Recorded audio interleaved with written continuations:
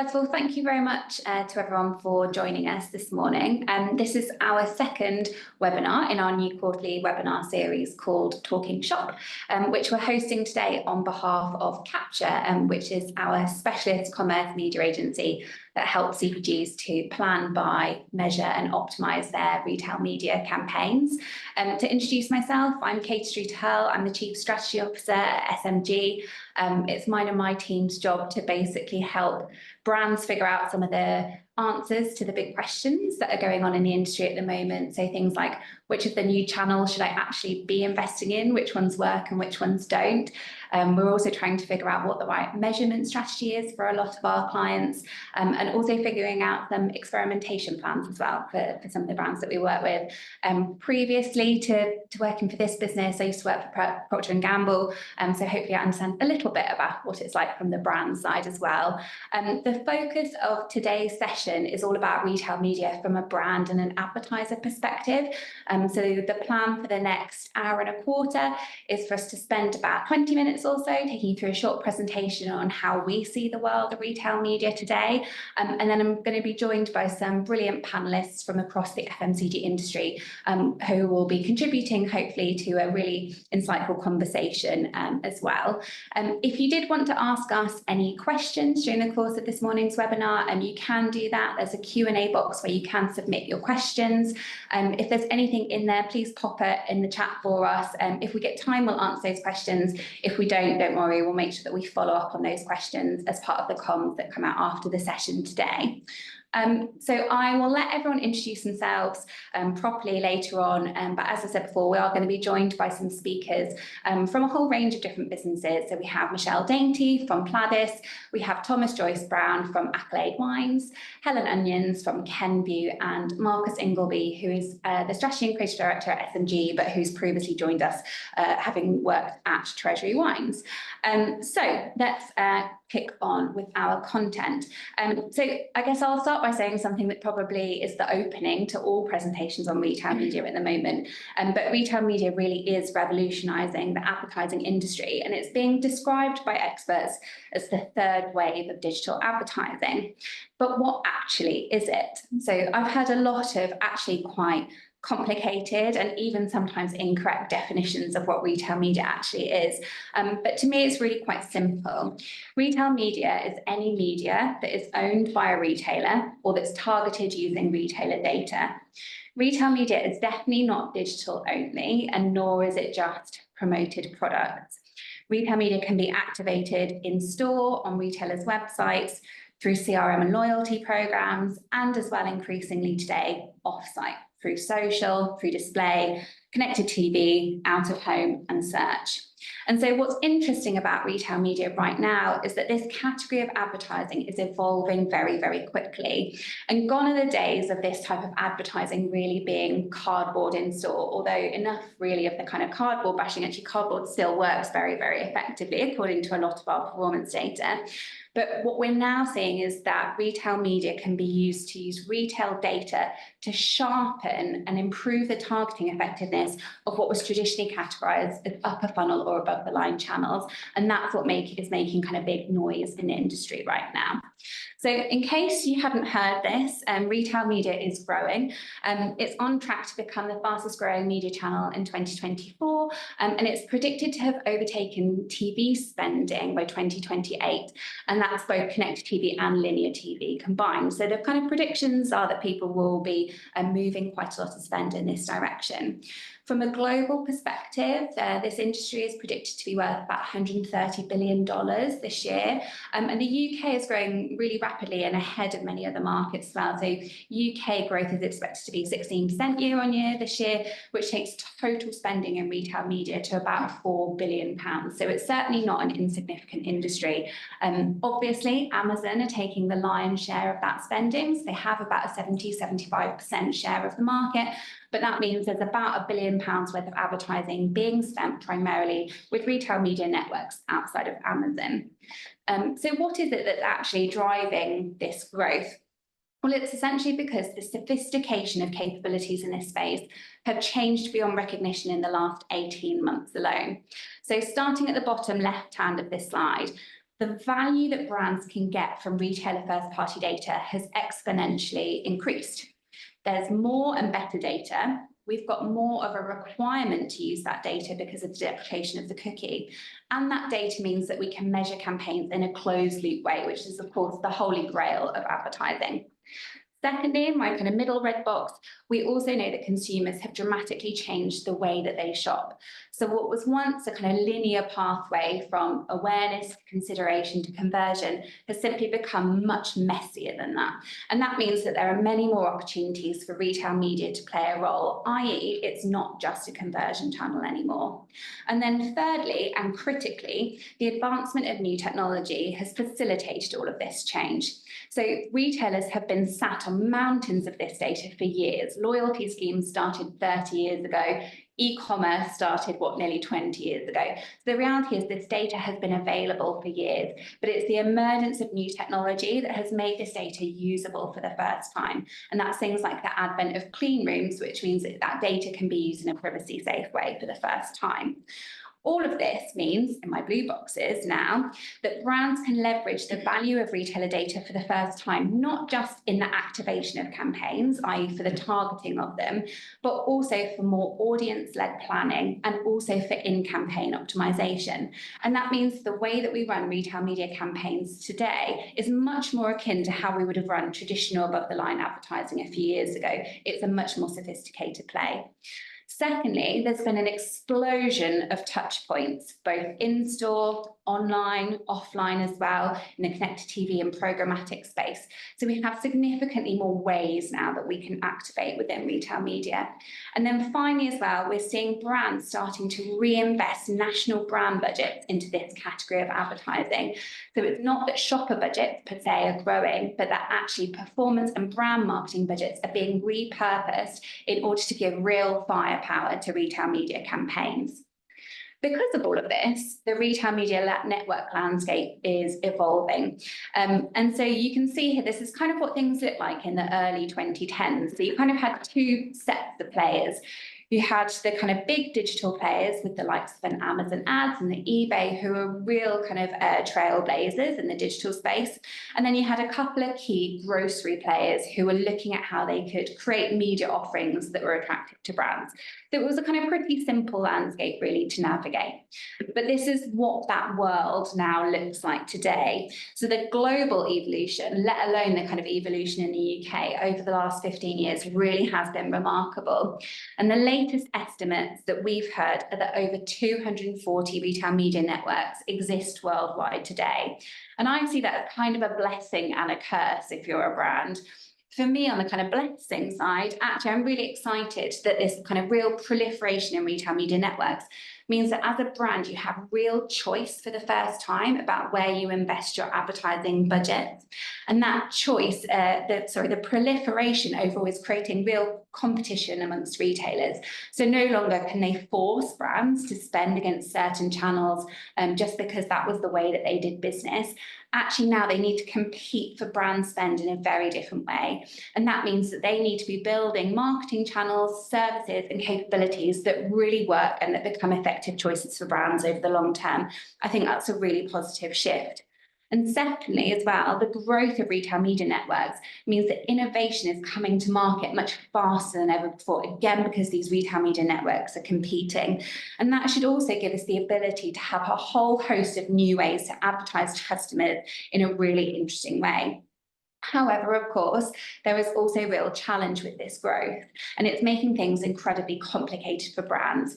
In reality, there are only so many retail media networks that most brands can work with, primarily for practical reasons, because there's only so much resource, there's only so much budget, and so there is a natural kind of restriction in that. And so actually what we're, I think, likely to see is increasing complexity over the next 12 to 18 months, and then hopefully a real push for consolidation and simplification in the coming months. But that does mean we're at this kind of really crazy time right now where things are moving very, very fast, and we're likely to see this not stopping at all. And this is even more pronounced when you start looking at the kind of ad tech landscape. This chart always makes me laugh because it's just absolutely wild. But this is basically a view of all of the ad tech players that exist as of 2024. So these are all specialist technology businesses exclusively for advertising purposes. Now, a huge proportion of these ad tech players are bringing retail media products to market, meaning that there's a big requirement on both brands and retailers to understand new platforms and figure out which ones actually work. So I think this just hopefully shows the kind of scale with which this kind of sector is exploding, and the potential, again, complexity that we're likely to need to navigate in the coming months. And none of this really has any signs of slowing down. So this is just a snapshot of some of the kind of key headlines that have been in the press over the last few months. The summary of this slide is that everyone is launching something. So you can see in the kind of wake of connected TV partnerships last year between the likes of 4OD and ITVX, working with dunnhumby and Boots Media Group, we're likely to see way more in the kind of connected TV and audio space over the next few months. Equally, we've seen the likes of The Trade Desk, DV360, Magnite working alongside Microsoft to power Netflix's main programmatic offering. All of these partners are launching AI offers at real pace as well. I'm quite excited about that because actually a lot of the AI offers are primarily in the creative development space, which I think is really good because I think we all know that in retail media, creative sometimes can be the last thing that we think about, and it's very, very difficult to develop creative at scale, but AI should hopefully mean that that becomes a lot more possible in the future. And then we've also as well seen some non-traditional retail media networks launch as well. So that's the likes of Uber Ads, PayPal, looking at how they can use their data and their media assets to offer something in a slightly different way to the rest of the market.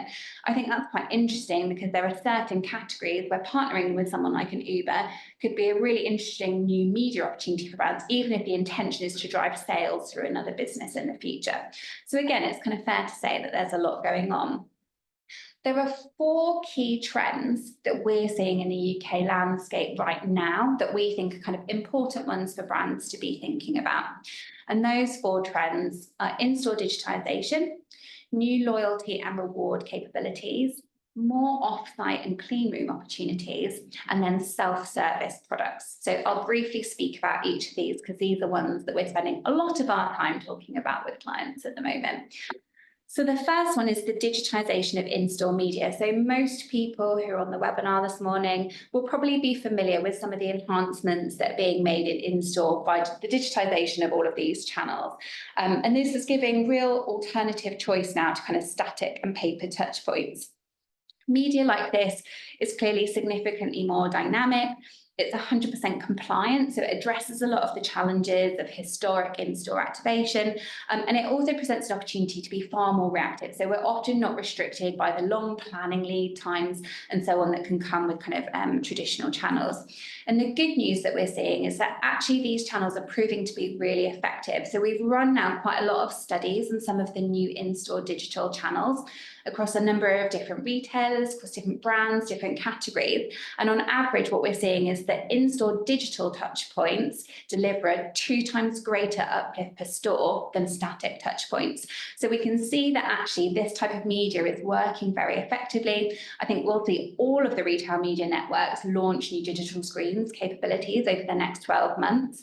And that again presents a really now interesting opportunity for brands. We just need to figure out how we can manage campaigns across retail media networks much more efficiently. The next series of kind of capabilities that we think are opening up are around new and enhanced loyalty and reward schemes. So obviously loyalty and reward schemes have long been available through the likes of Tesco, Sainsbury's and Boots with the Club Card, Nectar Card, Advantage Card respectively. But in recent years, we've obviously seen more retailers enter this space. So Co-op with the membership scheme, Morrison's via the More Card and so on, as more retailers look to make their data available for more targeted and direct comms. I think this year as well, we'll start to see a real resurgence of more direct marketing opportunities becoming back available again through retail media networks. So that's everything from building more custom loyalty programs in the digital space with brands, loyalty scheme gamification, which we know that a lot of the retail media networks are working on, more loyalty pricing campaigns, so there's an opportunity to participate in above the line advertising, and then more highly sophisticated personalized offers as well.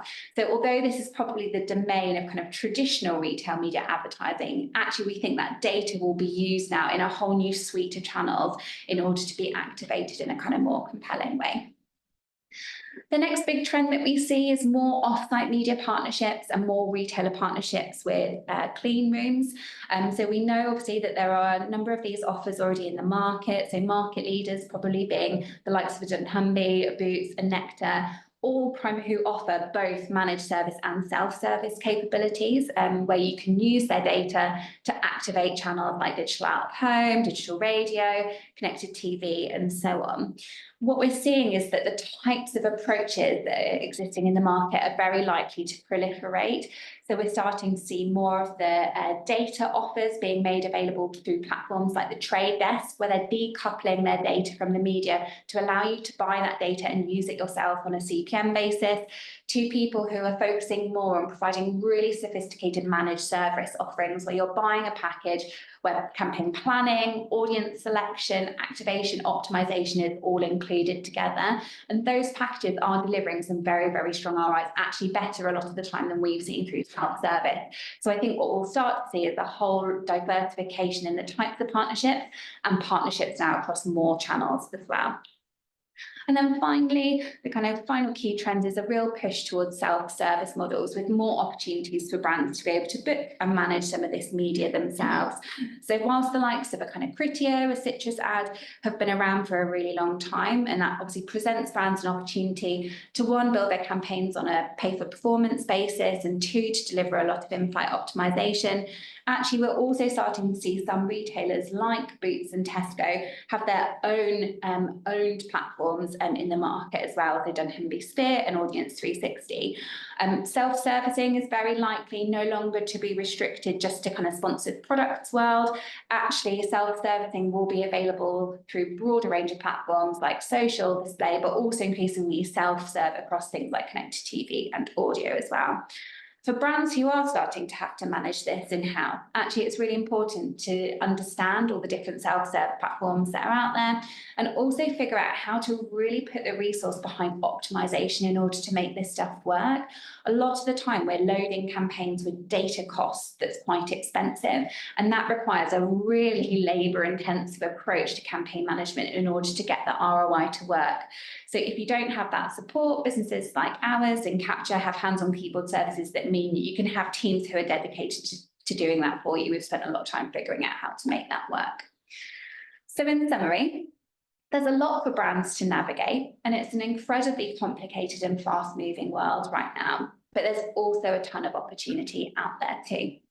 What we wanted to do was share with you a couple of campaign examples of people that we think are doing a really good job. We've got two from some slightly different categories, because I think it's always nice to kind of see inspiration as to how some of these campaigns look. So the first campaign example that we've seen in market recently was from Unilever on behalf of the Hellmann's mayonnaise brand, timed in line with the Euros. What we've seen there is them deliver a really connected omni-channel campaign. So using everything from special build out of home, so you can see on the right-hand side that huge Hellmann's bottle, an on-pack competition mechanic, huge front of store displays and takeovers, in-aisle activations, a whole load of programmatic, and even some big stunt type executions as well through AR. So you can see those kind of table football stunts in Berlin, which they did in line with the Euros as well. So I think what they've done very cleverly is, one, do a brilliant job of connecting the campaign in an actually omni-channel way.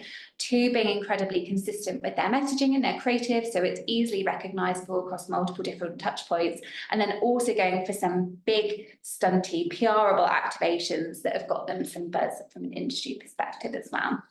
And then the second example that we wanted to share was Fenty Beauty at Boots. They are another good example of a brand who's really doing shopper-first planning.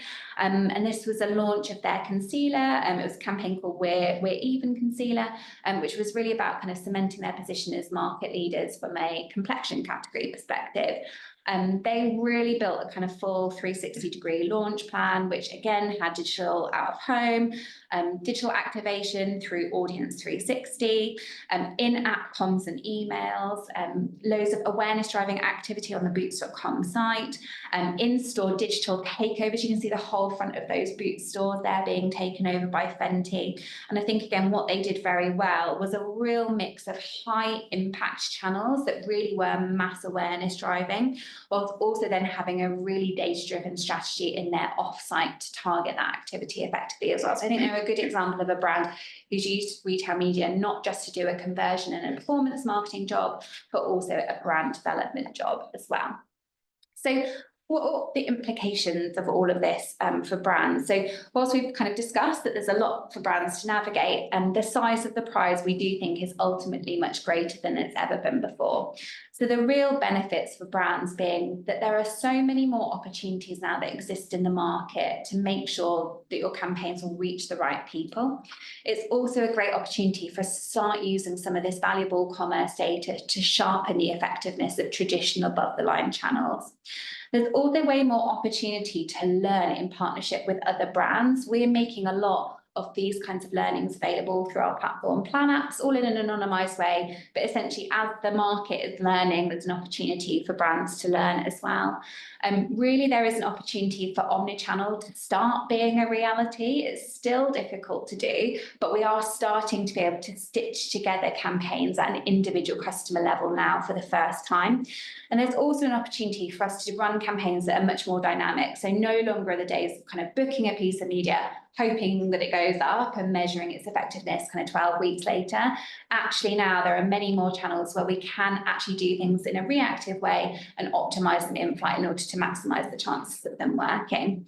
But equally as well, there are still some challenges for us to navigate. So we're still all, I think, navigating some historical team structures, budget restrictions and so on internally, where this hasn't been a kind of natural way of working in the past.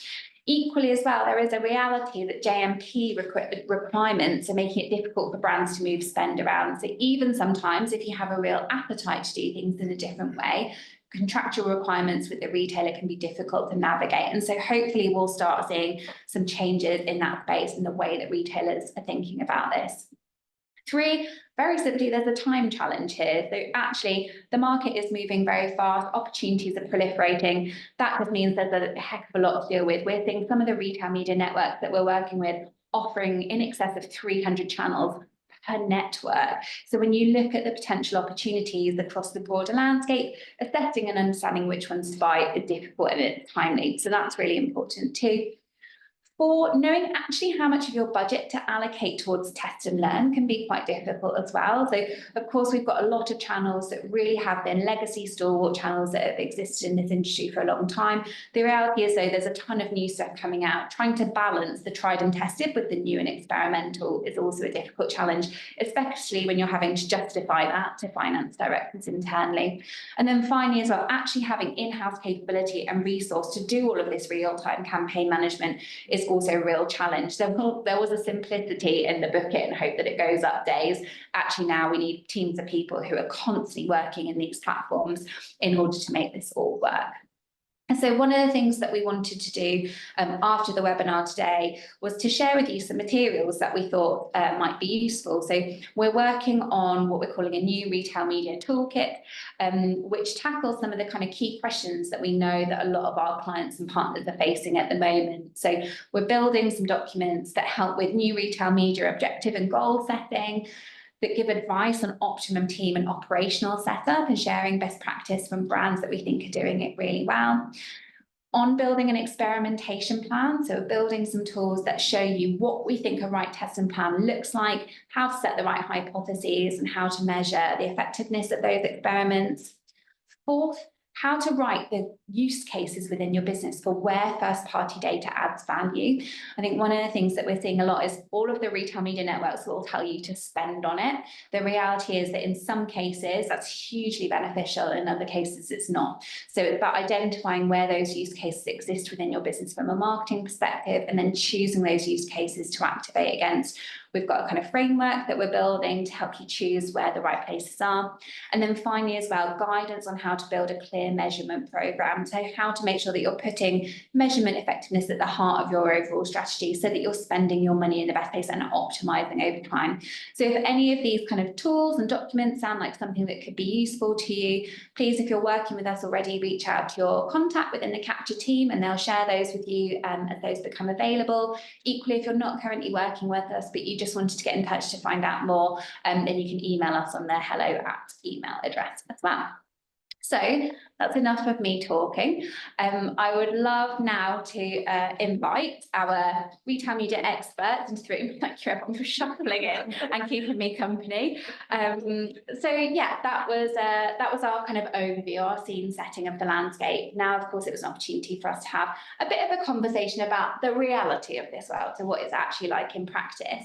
We'll just go around the room and give everyone the opportunity to introduce themselves. Thomas, do you want to go first? Yeah, thank you, Katie. So hi everyone, Tom Dress-Brown from Accolade Wines. Been with the business for a number of years, head of trade marketing. Started my career as a majestic wine, as a lot of people in wine do. So yeah, wine's very much a passion of mine, and yeah, it's great to be here today to talk about the trend that is retail media. So thank you. Brilliant, thank you. Michelle? Hi everyone, Michelle Dainty. I'm the head of shopper and display at Pladis. Might not have heard of Pladis. I'm hoping you've eaten a lot of our products. We are one of the world leading snacking brands, McVitie's, Jaffa Cakes, Jacob's Cars. I could go on and on and on and on.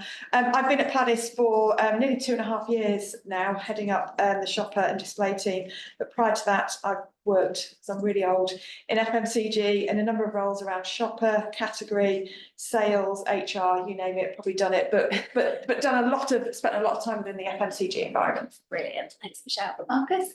Hi, I'm Marcus. So I'm Director of Strategy and Creative at SMG, but only relatively new into that role the last 6 months. Prior to that, my background is brand marketing, FMCG, so a mixture of creative agency, largely in the activation space, and then more recently, client side, working for Treasury. And Helen? Hi there, I'm Helen Onions, Shopper Execution Lead at Kenvue, or Shopper Marketing, Customer Marketing Lead. Again, you might not have heard of Kenvue. So Kenvue, kind of formerly Johnson & Johnson Consumer. So big brands in skin such as Aveeno, Neutrogena, in medicines, Nicorette, Calpol, Benylin. We've also got Listerine and our baby brands. So kind of quite a wide variety of brands across many categories. I joined the business in 2020, and prior to that, my career was all food and drink. So PepsiCo and Hovis. So quite a steep learning curve coming into health and beauty. But some very different challenges for kind of shoppers, and retail media is quite an exciting space to be right now. 100%. And yeah, thank you guys for joining us this morning, because I think everyone will be very interested to hear a range of different perspectives and across different categories as well, which I think is really nice. So we'll get started, because we wrote a lot of questions for you guys. And one of the things that I would love in this conversation is the more kind of like practical advice that you can kind of share would be amazing. So we'll start off all with talking about some of the successes so far of this year. So what's been your biggest retail media win of 2024 so far? Marcus, do you want to go first? Sure. So I think the last 6 months, which sort of coincides with my time at SMG, there's a noticeable change in just the number of briefs, the number of brands that we're talking to, and the conversation that's happening around retail media. So that's a massive win. And I think not just the quantity of it, but then the challenging nature of how do we do this better? How do we harness this? So I think that's a massive one. Yeah, 100%. Helen?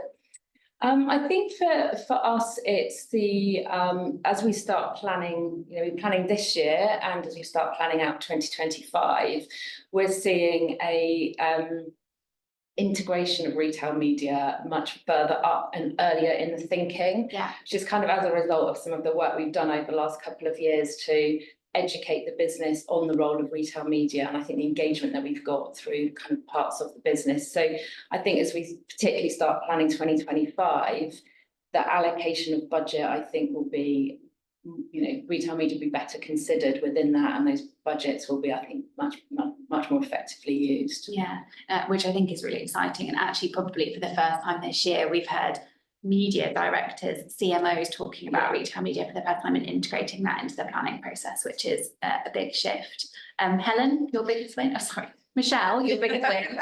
Sorry.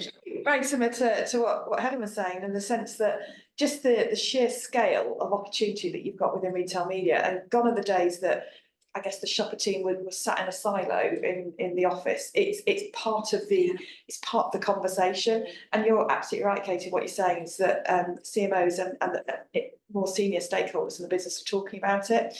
I think the other thing that, in terms of the biggest win, I think for all of us that work in the kind of the arena of this, is just the sheer number of opportunities that are opening up to us. I don't know whether you guys are like me, but I'm out in store pretty much all the time, just looking and seeing. And even as I drive to work, I always stop off at a number of the top 4 on the way just to see what's going on, especially when their promo cycles change. And just the sheer number of changes in store happening on a monthly basis around the digital area is just, I think, a big win for all of us that operate in this industry. And you talked earlier in your presentation around cardboard. It still is a part of what we do and an important part of it. But I think that the win for us as people that work within it is the digital element that we can play with. So that's what I would say. 100%. Yeah. Thomas? Yeah, I mean, I can echo most of those points really. I think for us as a business, as you know, the power of retail media has kind of come to the fore a bit more, particularly with the touch point effectiveness element. It's giving us a lot more voice from a shopper perspective. So when we start our brand planning process, for example, you know, whereas in the past it might have been we get handed something and then it's our job to kind of make that work from an in-store online perspective. Now it's a lot more around, we're in that conversation right at the start. You know, because we understand what works, you know, in store, online, for example. So therefore, we can contribute a lot more right at the beginning of the process. Yeah. So I think that's definitely the biggest win from my side, is that it's been way more collaborative this year in our planning and aligned as a result of this, you know, the big trend that is retail media. Yeah, brilliant.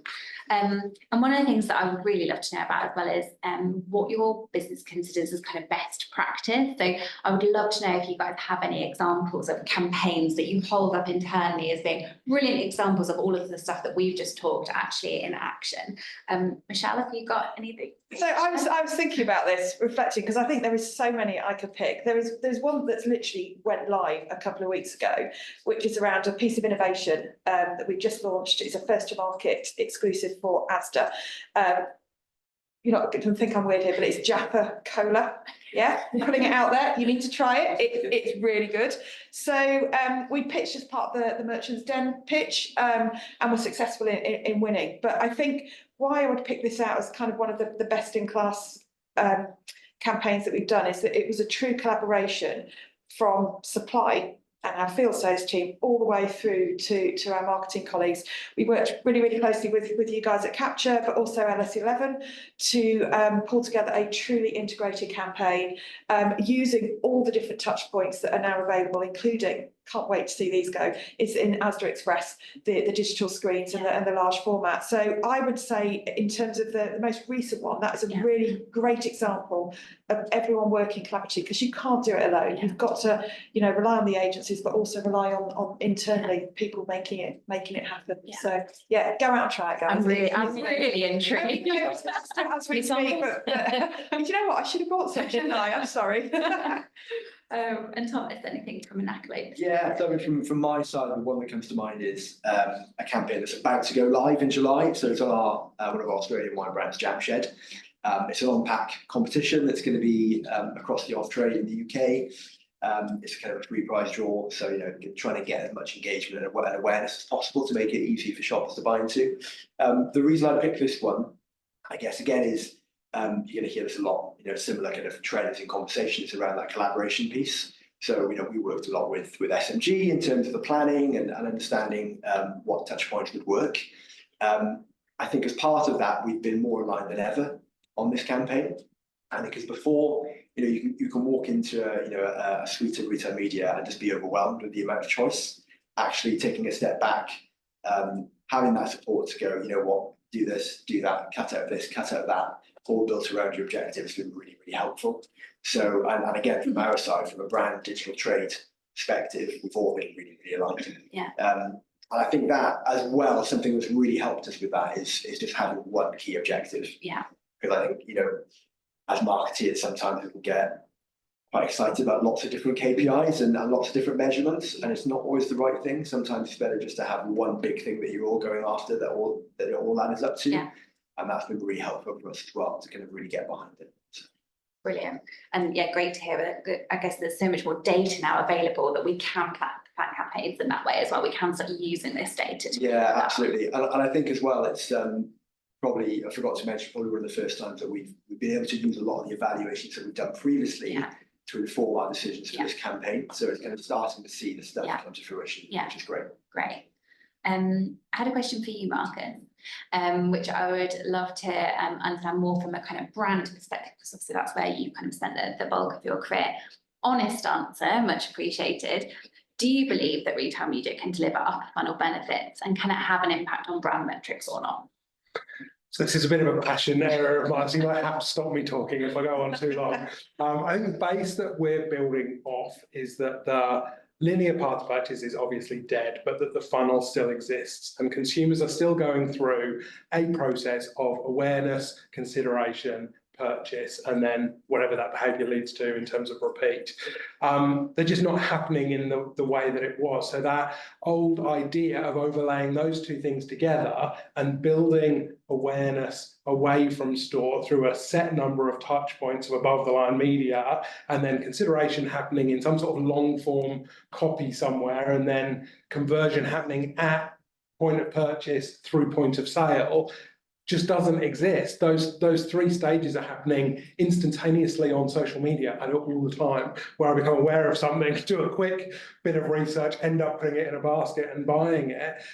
Same as in store, or online. We're seeing MPD launches where that awareness, consideration, purchase is happening in a very short space of time, actually very close to the point of purchase. So I absolutely believe that that retail media can be driving full funnel metrics.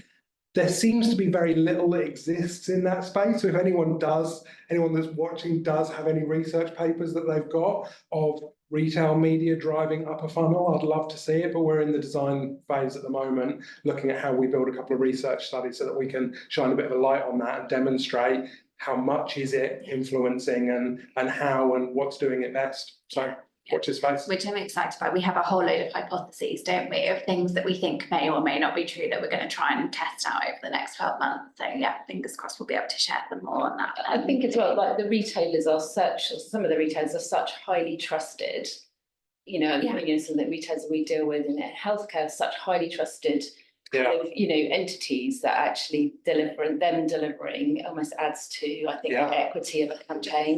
So, all the way through from the top of the funnel through to conversion. So I think that's a real advantage that they've got. Yeah, and then Mesh did some really interesting research on that actually, on Boots and the kind of brand effects on it in terms of endorsement and advocacy. And actually a lot of the media really does have this kind of implied endorsement from the retailer, which is very powerful and actually has a really significant effect for consumers. So that's another interesting angle that I guess we don't always kind of talk about. I guess on the flip side of all of this kind of good stuff, there are also lots of challenges that are kind of existing for all of us in this world at the moment. Helen, I wondered if I could ask you, what's the biggest challenge that you've been facing in retail media, and if you've got any solutions to it or things that you've tried to do to fix it, what have they been? Yeah, I mean, I sort of alluded to it earlier, and I think we're starting to make some traction. Kenvue is a huge organisation with a huge number of brands across a variety of very different categories, from sensitive skin to stop smoking to kids' pens. So the big thing for us was around the structure, and that we've obviously got our sort of more traditional shopper team, which is not just cardboard now. It's a huge range of media channels that we can work on. We've got an omni-channel team who work with our retailers on their on-site media, and we've got a digital media team that work off-site. So how you knit all of that together to talk to, produce a plan or a proposed plan that covers 360 part of that, that journey is a challenge. And also linked to that, the education of the broader business, as we also touched on earlier, how we do that. So what we've done is we've got some leads from each of those areas. There's a team of kind of 5 or 6 of us that cover digital, on-site and shopper. And we're not precious about the channel that we work in, and we understand more than probably most people the kind of the broader implications of bringing it all together. And what we've done for 2 years running is we've done a big kind of retail media immersion session, a full day, invited our full commercial marketing teams to it. We've had SMG present around the kind of the rise of retail media, what it is, kind of demystify some of it.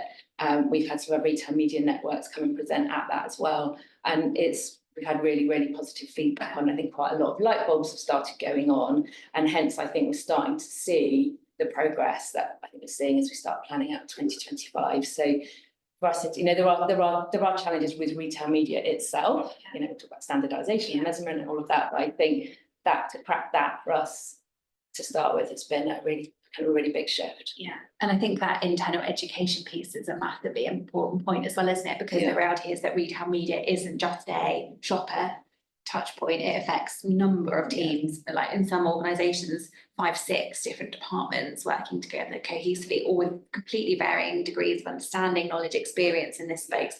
So I think that point is really, really key. And did you have a perspective on that? Yeah, I absolutely echo what Helen's saying. In fact, we had a very similar session just a few months ago with our brand team. I think also on the flip side, the education piece with our commercial colleagues and our customer teams. In fact, I was in a customer leadership team meeting yesterday doing a session on retail media, because I think we've all got to work together, because there's large amounts of money that we're spending through these retail media networks. The question is how and if can they leverage those commercially?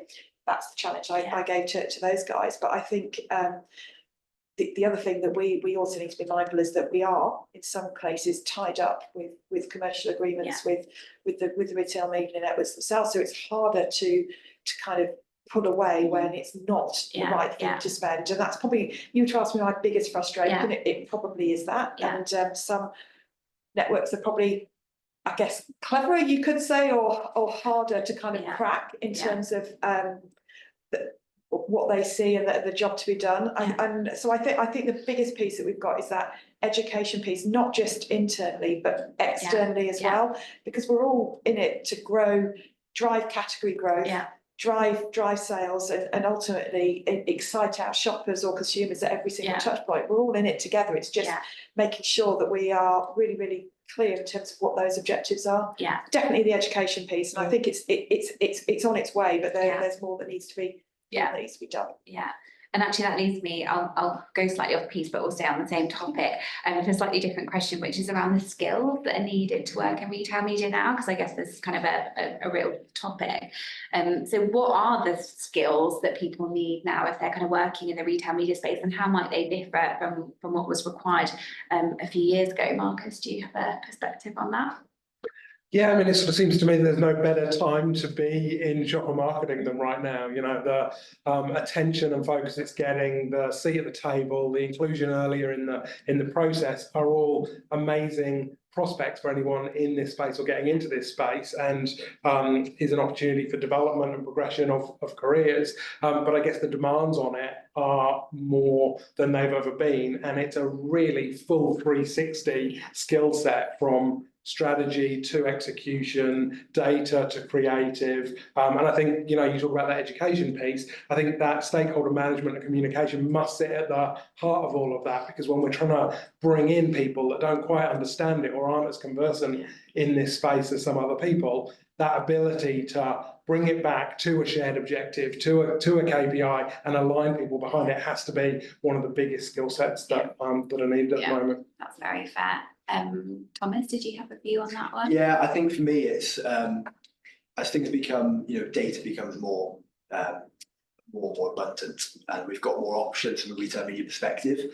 I think it's really key that from a shopper marketing perspective, you still focus on the so what. Because again, you can get lost in all of this information and performance data that you've got. But it's really like, well, what does it mean, for our business and for growth?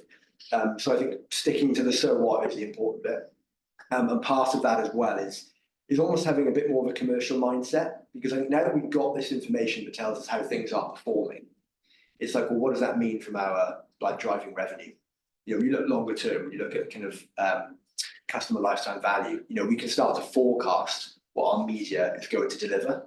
So I think from a shopper perspective, actually, it's almost becoming closer to commercial. We can really drive that longer term revenue growth with our plans. Yeah. So it's just, keeping simple, focus on the so what, and then that a bit more of a commercial mindset with the data that we've got. Yeah, very fair. I mean, I think there are roles that will exist in the future. We're starting to see them come through in some organisations that don't exist right now. Yeah. Those job specs will look very different to a traditional shopper marketing manager of old. I think, I'm encouraging kind of people within my organisation to get that experience across, how I see like the three areas in terms of traditional shopper, on-site, digital. And I think to both your same as you guys, I think we're going to need to be much more commercially literate, analytical than potentially creative. So that's still very important. But maybe that role is slightly different somewhere else within the organisation. So very much encouraging at the moment, while things are still sitting separately, to go get that experience as you're kind of coming up through the career. But I think some of those roles as integrated, retail media comms roles or retail media management roles, I think we're already starting to see them, right? So it will come through. Yeah, and I know even within our organisation, because we're doing the same kind of work. We're having to bring in people with a whole host of new specialisms that didn't exist previously. People who can be in platform, figuring out how you make the most of all of these campaigns and really make them work. If you're in Meta or if you're sat in the trade desk kind of doing that stuff, or data scientists who are looking at how you build the right audience profiles to target and kind of mine all the data effectively. So it's definitely a kind of space that seems from a skills perspective to be shifting really quickly. We're definitely asking a lot of people at the moment. One of the kind of big themes of the conversation that we've had so far has been collaboration, and trying to kind of stitch together the different bits of businesses to make all of this work. And I guess in theory that sounds great, but practically that's very, very difficult to do in kind of most businesses. Have you got any kind of practical examples for kind of people that are dialing in, trying to figure out how to do this, of how you've managed to create that collaboration between teams? Michelle, have you got any? Yeah, I think what we've done, and I think we've done really well, is within Pladis, the shopper and my team sit within marketing. Yeah. We moved a few years ago from sales, so into marketing, and we are right at the centre and at the start of those conversations. So when we're looking at campaigns or even creative as well, the shopper is involved right from that start. So that cross-agency collaboration with the above-the-line agencies and the below-the-line agencies, there's no blur. We're just I'm going to say one big happy family in that sense. So that we are starting those conversations. We're challenging. We are having some really open and frank conversations. So I think that is how we have been successfully and shifted our kind of mindset. So I think, Helen, go back to one of your comments earlier around, it doesn't really matter where that budget sits, it's the job that's got to be done. And I think breaking down those barriers of it's my budget, it's your budget, it's the business's budget to do the job. So I think that is one that worked really, really hard to do, is to get all the agencies working together and not being precious about it. It's the job that's got to be done. Yeah. Well, I think looking in a crystal ball, I'd like to think that in the future, it's just all media. It is, Yeah. We have to break down those barriers and that sort of parochialness about, well, that's mine, that's yours. Think about, be really clear on what the consumer and shopper objectives are and how do we best leverage all the different channels available and data and, visibility in store to kind of hit those objectives. Yeah, 100%. And then I guess in the meantime, use some of these like sort of slightly manual stitching processes sometimes to do that in the absence of that being possible. But and Thomas, is there anything that you guys are doing? Yeah, I mean, for me, it's very much been about talking about the performance. So like just demonstrating that we understand how touch points perform. I think that always gets people excited internally in different functions. Particularly in finance, if you can say, oh, we know that this is going to deliver 30% uplift, it's kind of like, oh, okay, that's good to know. Great, let's tell me more. So I think that's how we've kind of started to engage the business a bit more, is just demonstrating that, we think this can deliver X.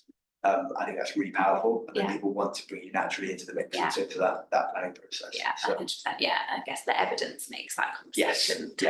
And using platforms like Planapps is really great at being able to do that and take that marking your own homework out of the very objective. Yeah, absolutely. Obviously, one of the kind of hot topics at the moment is retailer first-party data and how we can be using it and applying it to a lot of campaigns. In all honesty, we've run some campaigns that have been phenomenally successful using that data, and some that have been less so, where we've kind of impacted the ROI that we've seen. And actually, you could have a very effective campaign from a mass marketing perspective, but there are obviously certain categories where using that data is genuinely valuable and can make a big difference. I guess, Helen, perhaps from a Kenvue perspective, you guys have some categories where that use of third-party data can be really valuable. Yeah. Have you got any examples that you can talk to us about how you kind of use that successfully? Yeah, I think there's a real huge opportunity to leverage first-party data.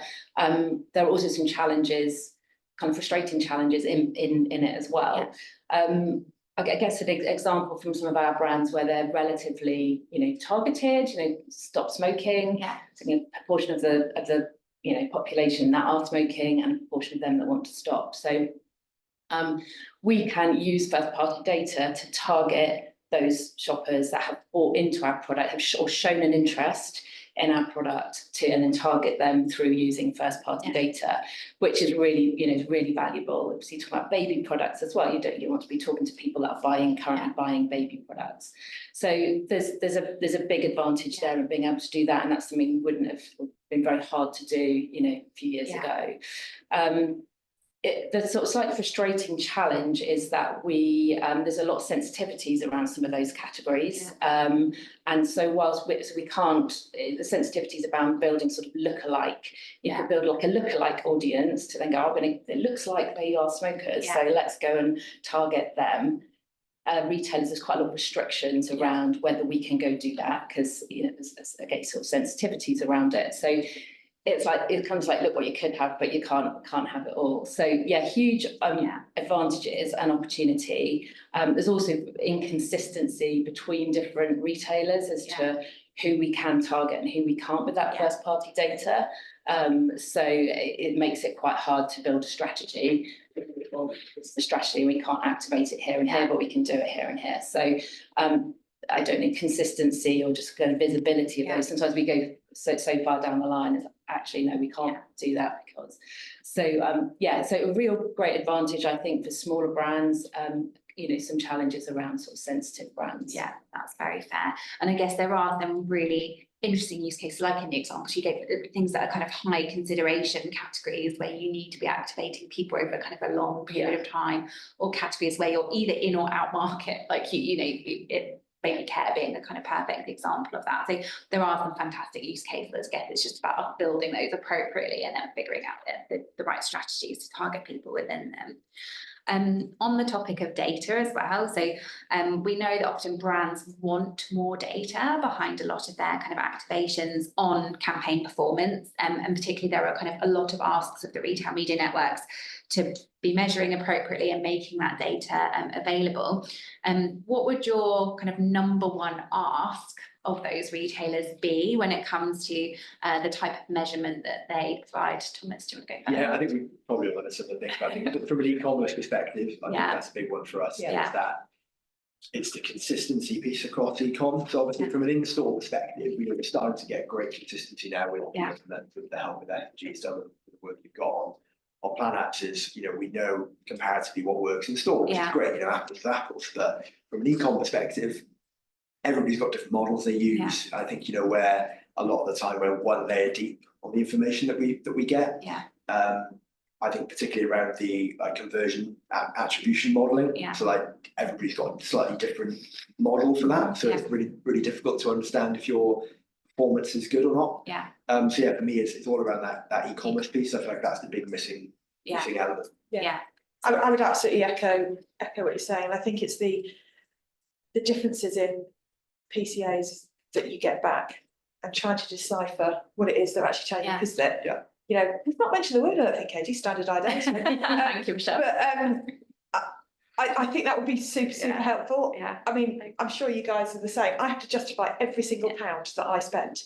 And if I can't, to your point around talking around e-commerce in particular, demonstrate the effectiveness of it in a coherent and tangible way, won't unlock the money. So, Yeah. I mean, that is the one thing that I keep banging on about, is that the standardisation of the measurement. And so we are all talking about apples with apples, not apples and pears, but also being able to justify that, that spend. Yeah, I think that's very fair. I think in defence of the retailers, every now and again, I think there are some real problems from a tech Yes, perspective yeah, on this stuff, which is sometimes Yeah. causing that stuff, where in reality they actually can't get attributed sales from some of those platforms. Believe it or not, that is actually the case.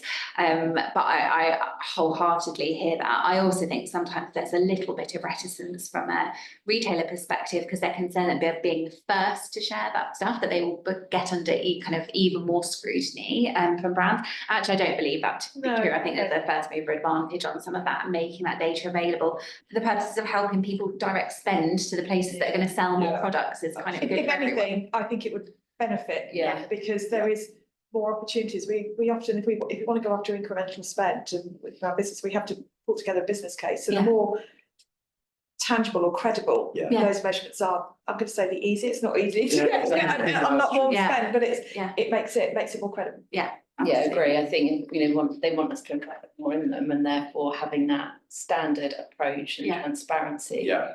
is only going to be Yeah, helpful. just help you It make will things say it will maybe- unlock more investment for Yeah, them, if anything. yeah. I think, Yeah, I totally get that. One of the kind of big themes from the presentation at the start of the webinar was around innovation and the kind of whole lot of new stuff that's coming to market all the time. Can you share any examples with us of kind of innovative approaches or technologies that you've started to use from a retail media perspective? What type of stuff have you been testing, Marcus? Yeah, so from a near-in point of view, I think that we've spoken a lot about in-store digitisation and the testing that we're doing on its effectiveness versus paper-based or static equivalents of it. But I think the probably the more interesting part of that is the dynamic creative optimization that we're looking at. How do we utilise the flexibility of that real estate in a more effective way? Looking a bit further out, I've spoken a bit about the kind of full funnel measurements, also looking at the use cases of connected first-party data, third-party media, and looking at the effectiveness versus the cost of harnessing that data, and where does that deliver a positive return, and how do we use that? Things like marketing science, and looking at the importance of bringing new consumers into brand, and how effectively can we do that, as opposed to just looking at something a bit more blunt like return on ad spend, where you could be claiming existing purchase behaviour. How can we measure new to brand consumers better and get a little bit under the skin of what's driving that, and are there better and more effective ways of doing that, and what value does that bring in the short term, but I think you spoke about lifetime value equation. Yeah. So the list just goes on and on. Yeah. There's so much that we're testing. I think the things that I'm really interested in understanding about that are the longer term effects. I think sometimes as an industry, we're a little guilty of just measuring campaign on campaign, which gives you tons of information. That's very, very helpful. But how do we start understanding longer term impacts over time and aggregate impacts across multiple campaigns? That's something I don't think we've cracked. I'm hoping that we can make some strides on that over the next few years. Did you have anything? Yeah, I guess a couple of quite different examples. One, we're using AI in terms of our analysing our kind of creative. Yeah. We haven't touched on a huge amount on creative, but obviously it's great having all the different channels, but if we haven't got the right creative in the right channel, then you're not maxing it out. So our shopper marketing managers will use a very quick AI tool to analyse our key visuals, but then also the application of that, whether it's on a floor standing unit or on a kind of an online banner, and very, very quickly, literally in 5 minutes, have some feedback on that. We have to make those changes. So I think that's quite a cool thing that we're doing, and it's really where we want to be with our creative. We're very much about ensuring we've got the right brand assets that are seen at the right point all the way through that kind of funnel.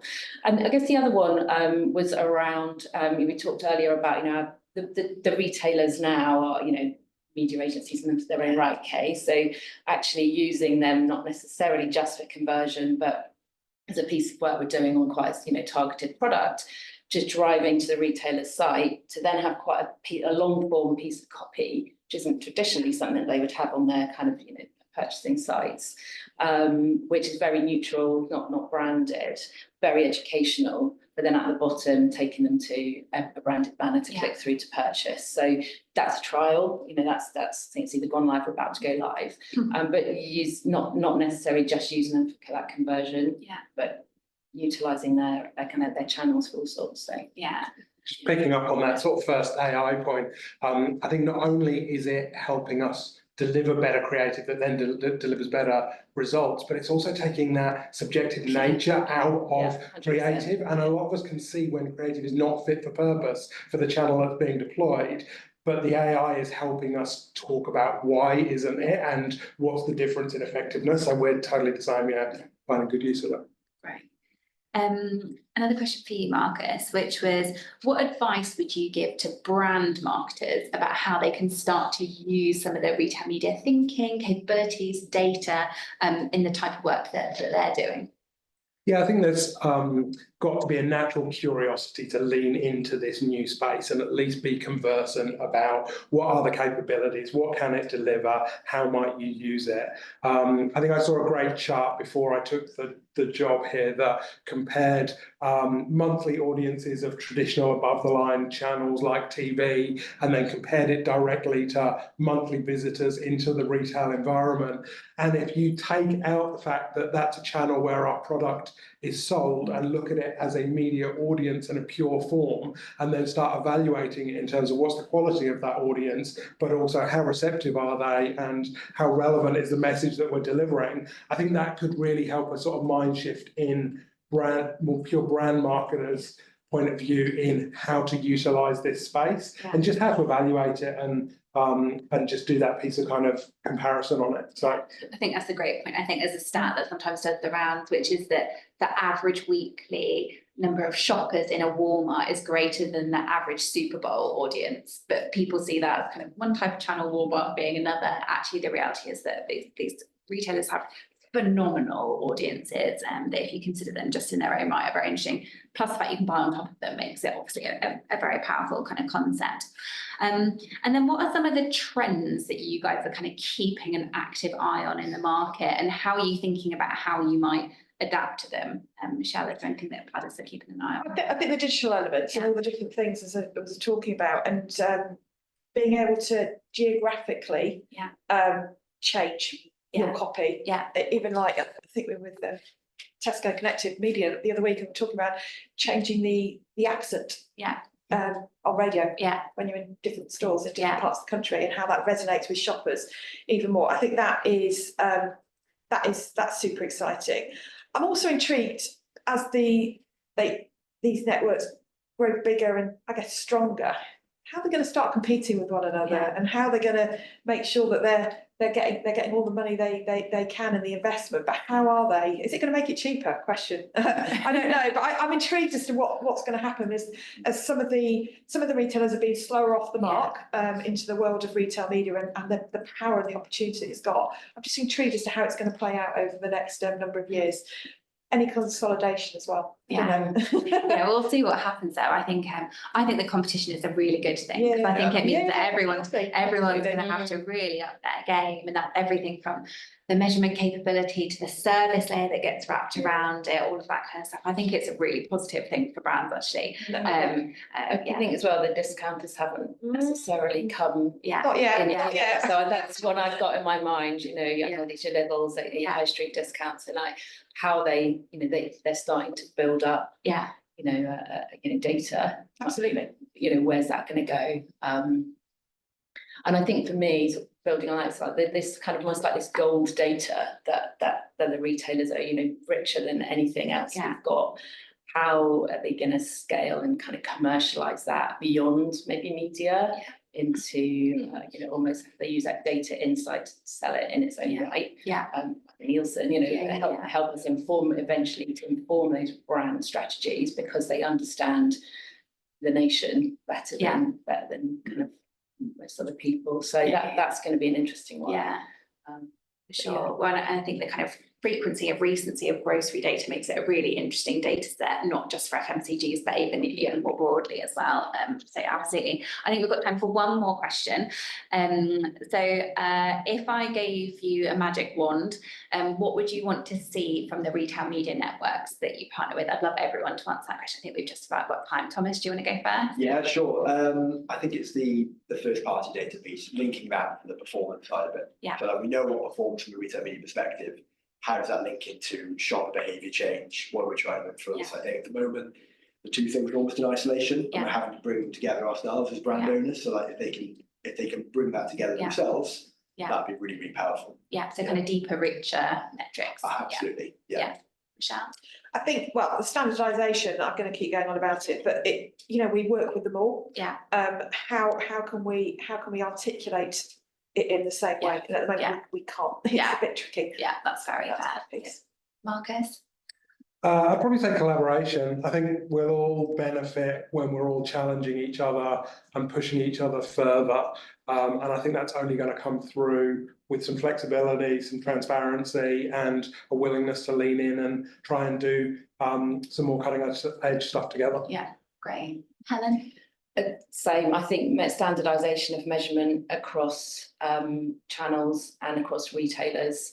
You know, and bringing that where we've got, you know, your big campaigns, how do you get an overall total campaign, you know, evaluation across all channels. We talked about a bit with the Plan Apps guys yesterday.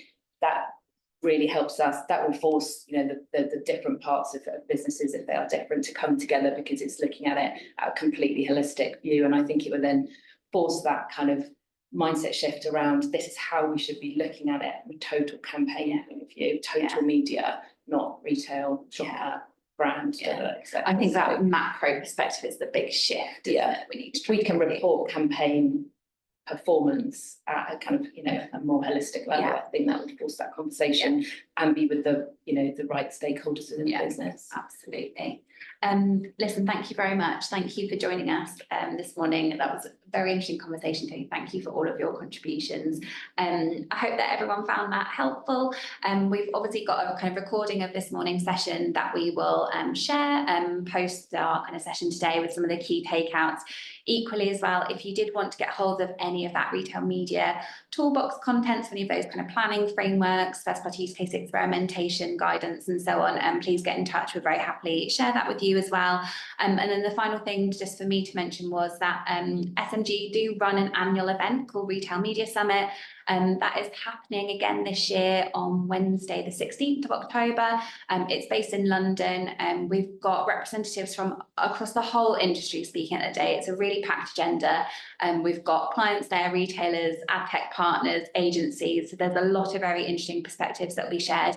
If you did want to come along on that day, we'd be delighted to have you there. Again, information on how to sign up and register for that event will be shared in the comms post today. But thank you very much. Appreciate it. Bye.